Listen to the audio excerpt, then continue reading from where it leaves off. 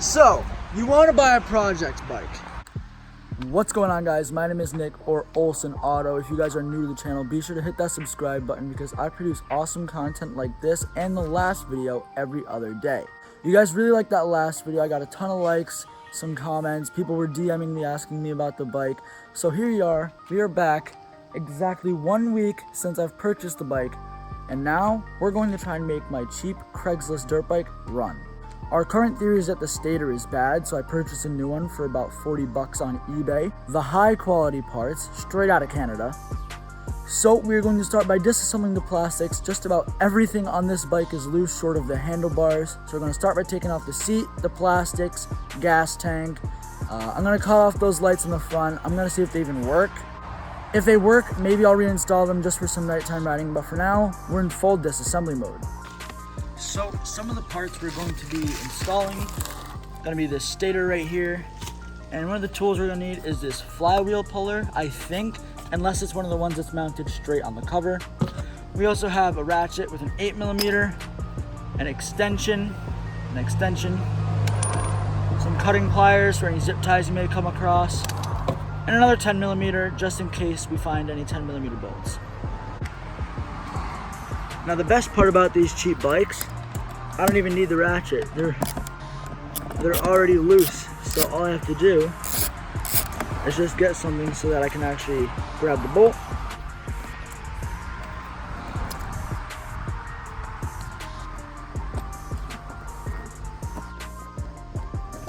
Wow, that was a long seat bolt.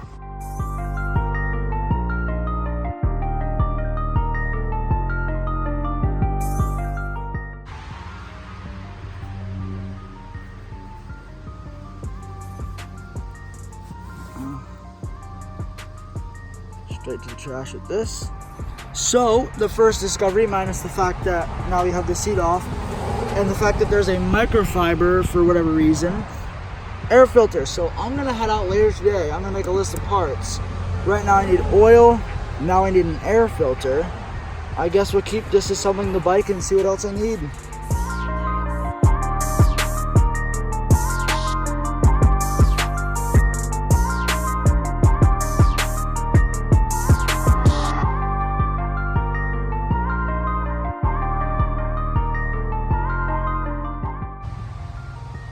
Alright, so the rubber strap that was stuck between the radiator shroud and the gas tank actually holds the CDI box right underneath our front number plate.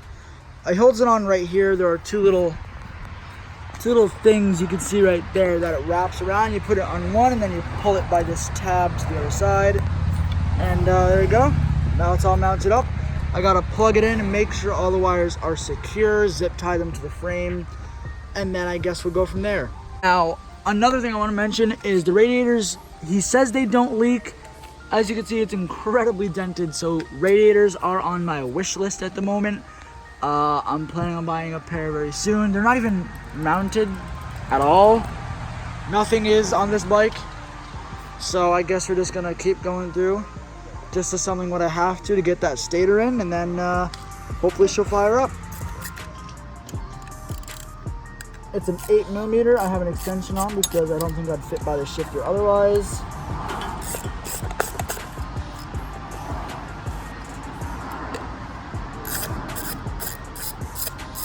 Second time.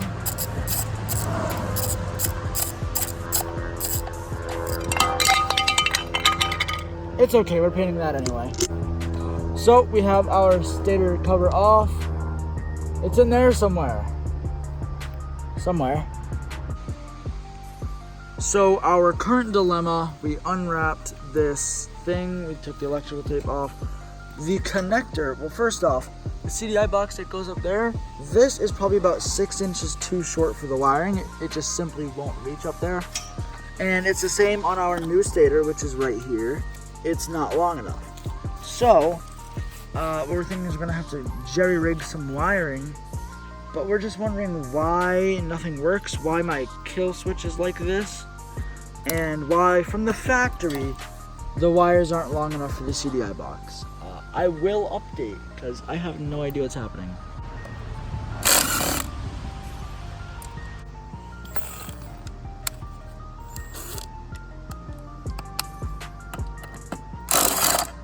So one thing that I just did, because the way you tighten these two strokes is it's on a slot, as you can see, that bolt can go back and forth.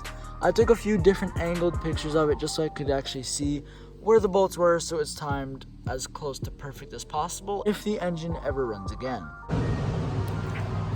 Alright, we got these two bolts out. We're going for the last one.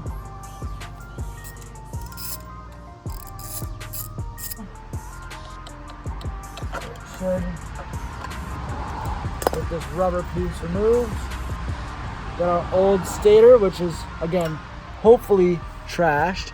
We got our old stator, hoping it's broken. Doesn't look like it, but who knows. Alright, so here's the scoop.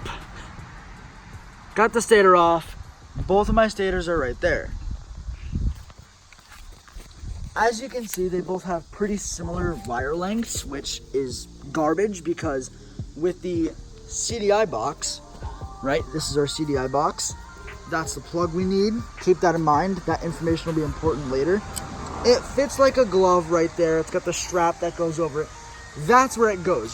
There's no doubt in my mind that that's not correct. So the problem is the wire only reaches to about here. Like at the best possible route, it only reaches about here. So, and I'm confused as to why from the factory with the CDI box mounted here, why that wouldn't reach. But I don't know, honestly.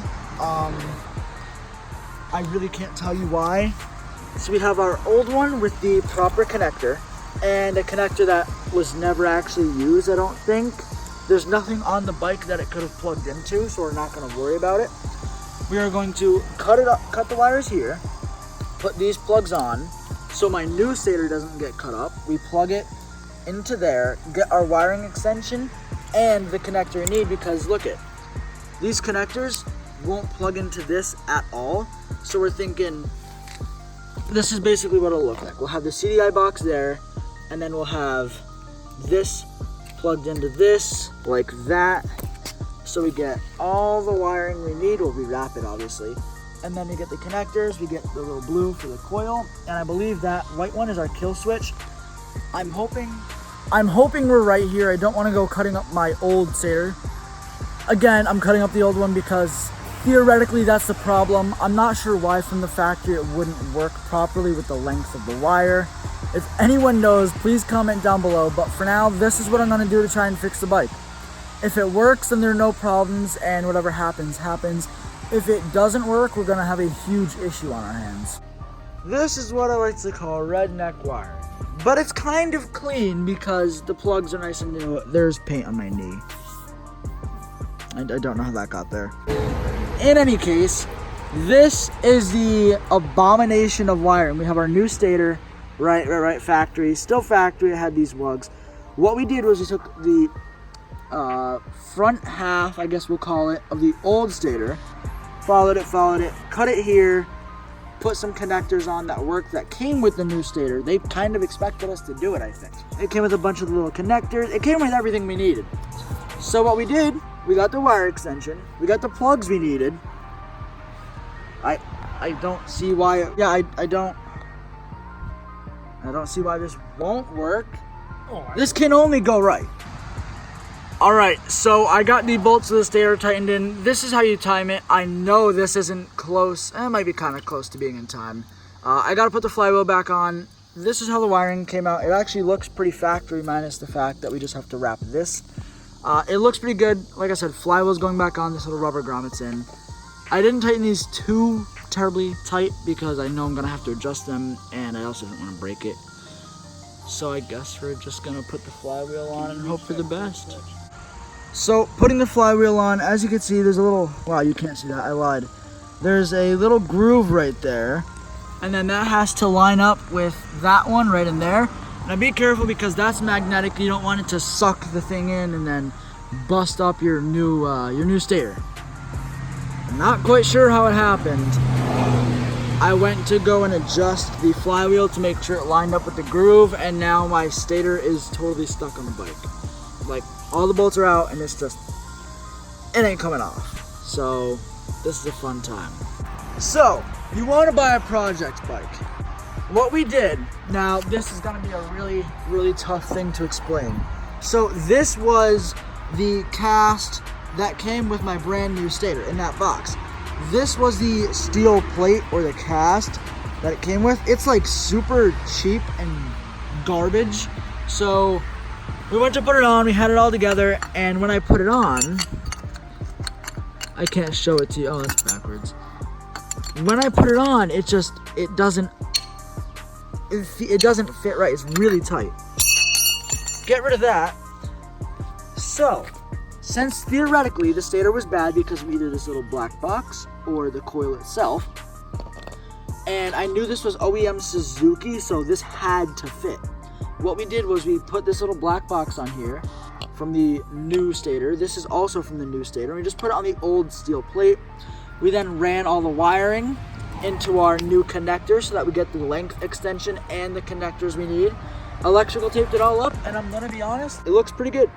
So I guess I'm going to install it now and then see what happens. Gotta hate project bikes. And with any luck,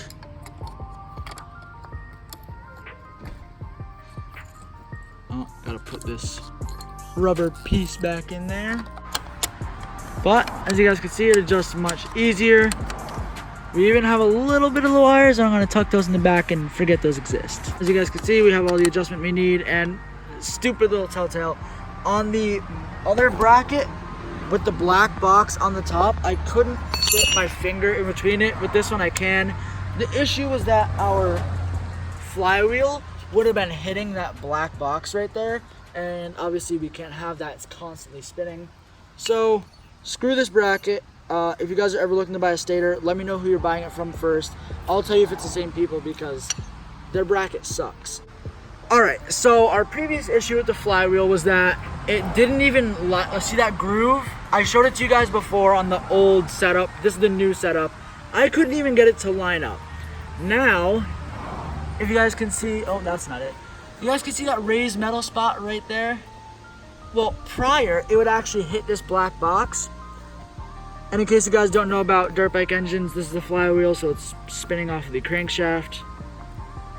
So now, I'm turning over the engine by hand right now, but it clears it. And I really hope I get spark out of this thing.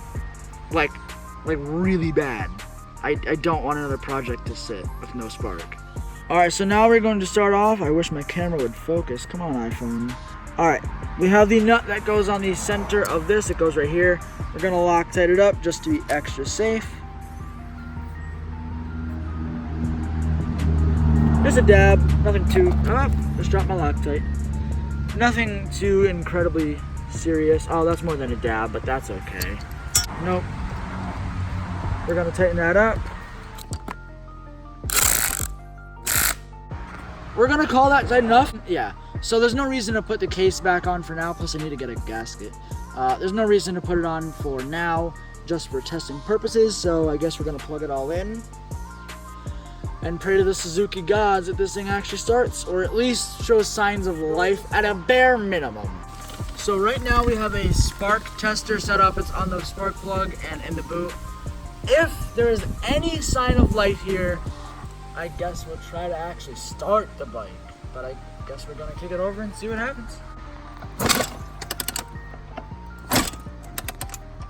I can't tell. Alright, so long story short, the bike had no spark. I guess I'm gonna head up to Motorsports Nation now since Metzger Motorworks is closed. I'm gonna ask them if I'm missing any parts, if I need a rectifier or a solenoid, a wiring harness. I don't know what I'm missing with the bike. I'm gonna go see if they have some sort of wiring diagram or something they can show me. Also gonna have them test out my CDI box if it's free or really cheap. So I guess I'm gonna go see what happens. I don't know, it's about to turn into Prelude V2.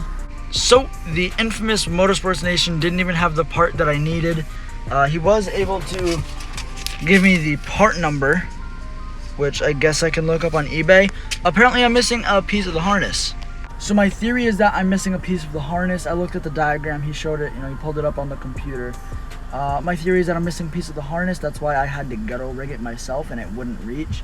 I might also be missing a rectifier too. I have to check the diagram. He gave me one last time. But I guess I'm gonna go home and try to look some stuff up, figure out what I can. That might be the end of this video unless I can make something on my own. So the wiring is just super messed up. And there's pretty much no hope for this harness if I had to take an honest guess. So I want to look into buying a new harness, but those aren't even a common occurrence for this bike.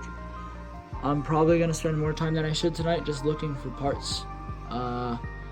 Because the wiring that we made doesn't work. We didn't get spark. I think I'm missing a rectifier and a few other little things, but I really have no idea.